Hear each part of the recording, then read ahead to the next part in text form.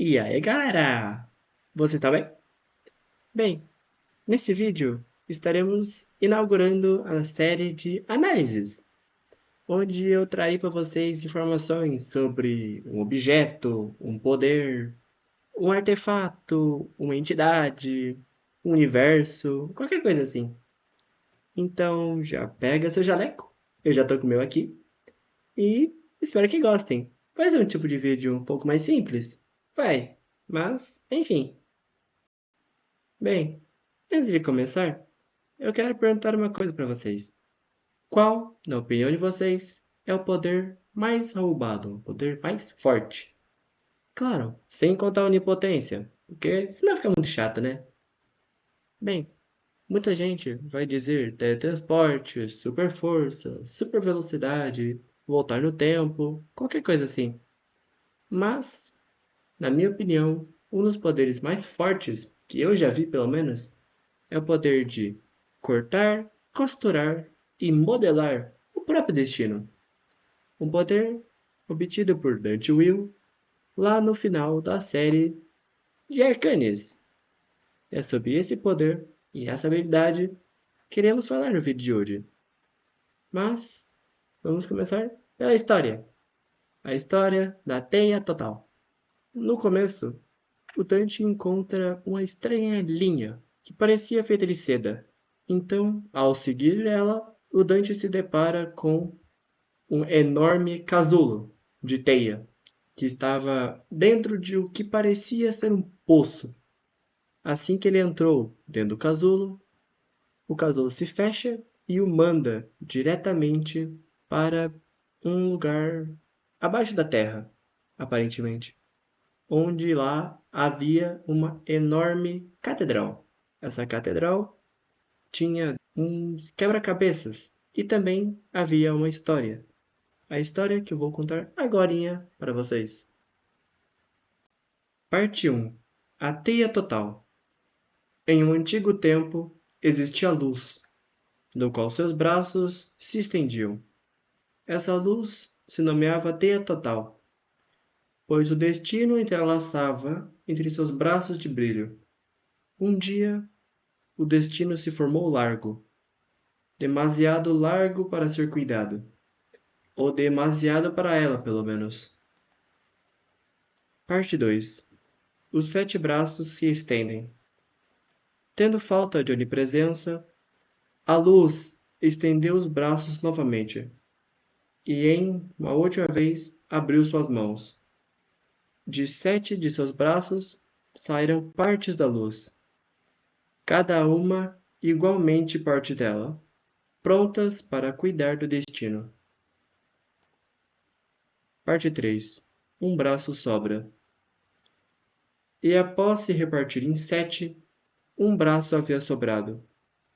E abrindo a sua mão, saiu algo. Tudo o que sobrou da luz, ou da falta dela, se transformou e uma luz nula se formou. Algo parte dela, mas não igual. Não uma parte dos sete. Quatro. As chaves se separam. Agora, na falta da teia total, os sete pedaços viajaram pelo mundo, procurando cuidar do destino. Mas algo aconteceu. Do que era igual, individualidade surgiu nos sete, e cada um dos pedaços tomou conta do destino de sua única forma. Depois de resolver os enigmas de dentro da catedral e ver essa história, o Dante obtém a faca cristalina, que tinha a seguinte descrição: parece ser um artefato velho e sem uso. A lâmina não parece cortar, mas a luz que rebate no branco é ofuscante. Era essa faca que estava num altar, bem no fundo da catedral, que parecia ser um lugar sagrado, porém escuro e esquecido. Assim que ele tenta sair, ele é parado por um ser aparentemente bem poderoso, um cavaleiro negro. Mas vamos falar dele um pouco mais tarde, pois agora iremos falar da busca do Dante pelas luzes perdidas. Dante, depois de perceber a relação entre a faca e as histórias que queriam ser contadas, ele foi em busca das 7 cores, dos 7 pedaços da teia total. Começando pela primeira luz, a luz amarela, que quando ele chega, ele é recebido com uma torre bem alta, onde dentro era preciso fazer uma série de desafios envolvendo parkour, para que ele suba a torre inteira e se encontre com a primeira luz, que no caso é amarela, a primeira das 7, e segundo ela, a mais divertida delas. Eles trocam uma conversa rápida e o Dante explica que ele conseguiu essa faca. Então, ela se funde com a faca, tornando-a amarela, pois ele explica que ela é luz e a faca reflete luz. Então, ao entrar na faca, algo completamente estranho acontece. Dante, que não é conhecido como o ser mais emotivo do mundo, começa a rir descontroladamente. Ele está alegre. Aparentemente, a luz amarela traz felicidade para ele. Bem, mas não tem muito como parar, pois agora ele precisa encontrar as outras.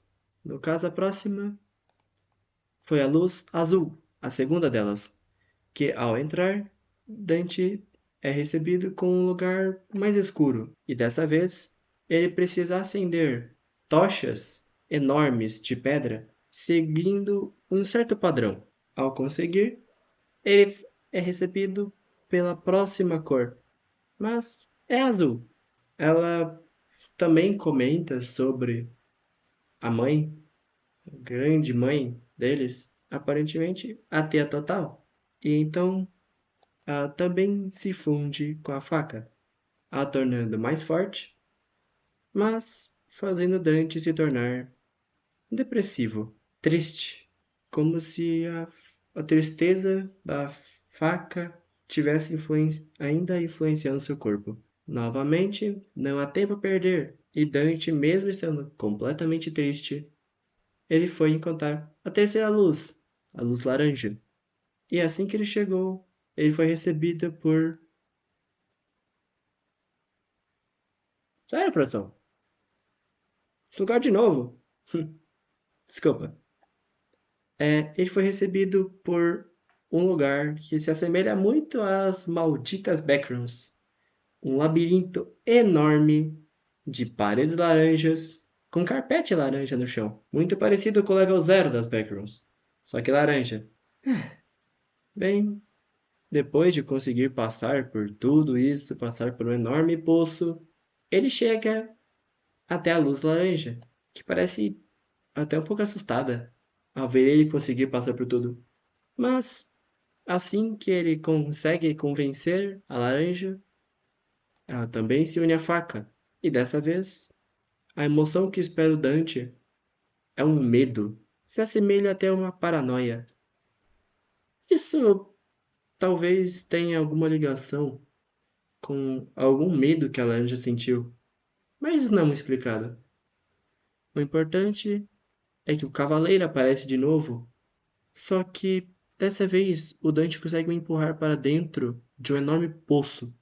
Esse foi a luz que eu acredito que mais tenha influenciado o Dante, porque ele ficou tão desesperado por ficar mais forte depois do encontro do cavaleiro, que ele buscou incessantemente a força, escudos, formas de proteção.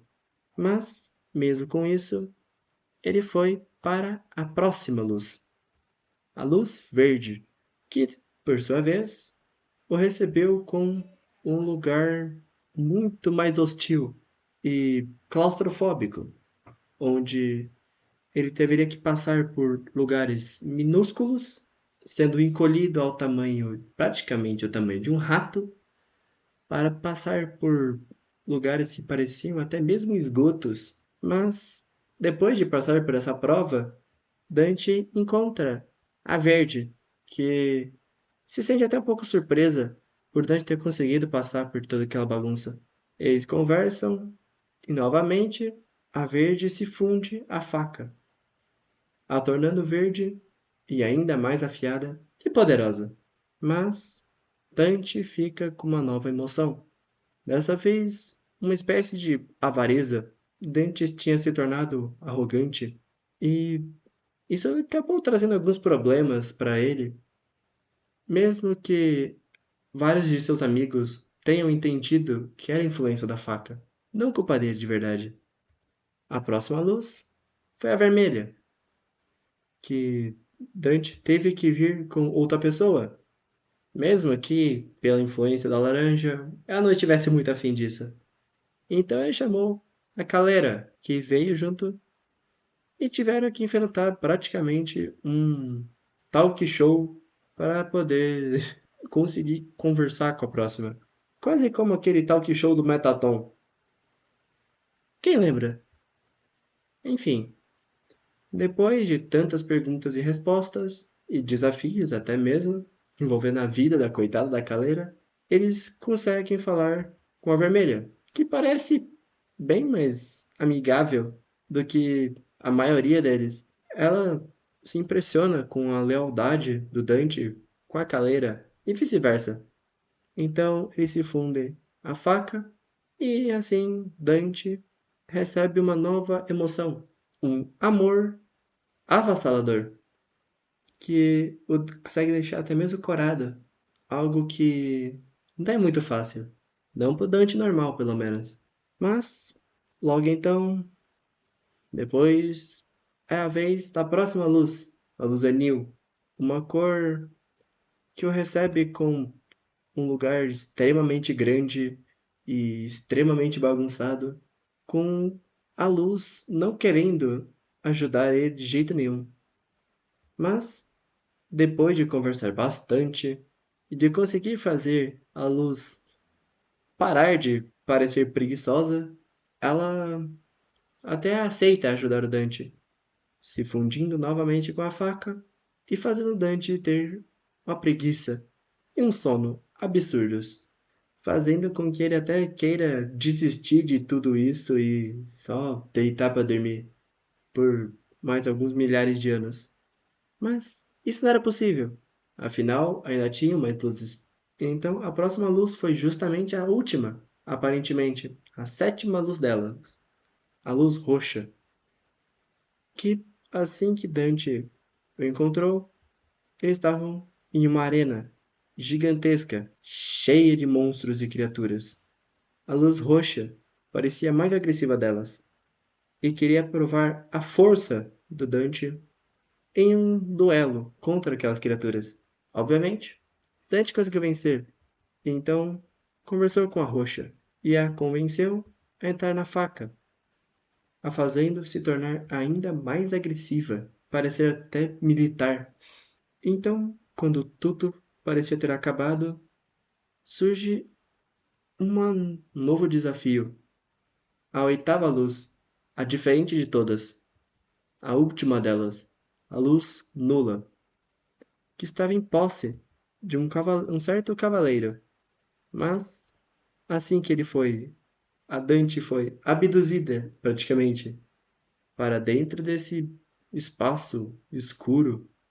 Ele teve que passar por provações iguais às todas as que ele já havia enfrentado, de todas as últimas 7 cores, para, no então, no final, ter que enfrentar o próprio Cavaleiro Negro em um duelo, que também portava uma faca cristalina, igual a do Dante, porém somente com a luz nula dentro dele. Ele era forte, muito forte, mas não foi páreo para o Dante, que tinha ajuda das outras 7. Então, depois de um árduo duelo, o cavaleiro aceita sua derrota e se une também à faca, fazendo com que todas se misturem, fazendo a faca se tornar praticamente um arco-íris. Finalmente, agora com todas as luzes reunidas, era basicamente hora de encontrar com a mãe e criadora de todas elas. a grande teia total. De repente, Dante viu aquele mesmo casulo, só que na superfície, e assim é puxado para dentro da cidadela, um lugar enorme, simplesmente gigantesco e muito bem iluminado, com também alguns desafios para ele passar aqui e ali, mas nada que o nosso Dante não conseguia terminar, né? Bem, apesar de tudo, Dante encontra finalmente a mãe Teia, a tecelã do próprio destino, uma figura aracnídea, alta, com 8 braços, com tatuagens que representavam as 8 cores e pernas de aranha simplesmente enormes. Nesse momento, Dante percebeu que sua jornada estava chegando ao fim. Então, a mãe Teia começou a treinar Dante para obter seus próprios poderes, começando com a faca que corta o fio do destino. A mãe Teia revela ao Dante que essa faca não corta o corpo, mas sim o destino. E é isso que ele usa para cortar a ligação de Araldo, o principal vilão, com a principal fonte de seu poder. Assim, podendo usar sua próxima habilidade, tecer um novo destino. Uma habilidade que permite o Dante reescrever o destino de alguém, algo que ele usou também para reformular o destino de Araldo, fazendo com que ele seja derrotável. Mas agora, depois de tudo, veio uma série de perguntas que me veio à mente. A Mãe Teia e esses poderes podem ser considerados realmente como canônicos? Porque elas, normalmente, as séries que o Dante visita, do universo que ele visita, normalmente não são canonizados dentro do universo. Eu sei por conta, por exemplo, da faca do abismo, lá de KSMP, que eu nunca mais vi o Dante falando sobre. Mas algo diferente aconteceu dessa vez. A Mãe Teia e a Iris foram convidadas para se juntar ao Dante na Yggdrasil. A Iris aceita facilmente. É espírito que ajudou o Dante na maior parte do seu trajeto. Já a Mãe Teia tinha muitos trabalhos para serem realizados dentro da Teia Total. Então, basicamente, ela usaria a Yggdrasil como se fosse uma casa para voltar depois de um longo dia de trabalho. E enfim, com esse quadro, eu espero que vocês tenham gostado do vídeo. É um quadro novo para o canal, então espero que vocês tenham gostado. Deixe seu like, se inscreve no canal. E se vocês quiserem que eu traga mais vídeos desses, falando de outras coisas, comentem. Eu vou ficar bem feliz de ouvir. Então, tchau, tchau! Parte de ti se quebrou,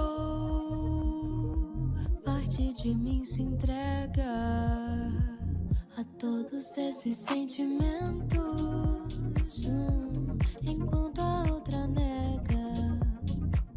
Quantos passos vou ter que dar? Passos esses macios, delicados como seda, que tecem meu destino e vai muito mais longe do que pareço aguentar. Normalmente pediria pra essas vozes só parar. É preciso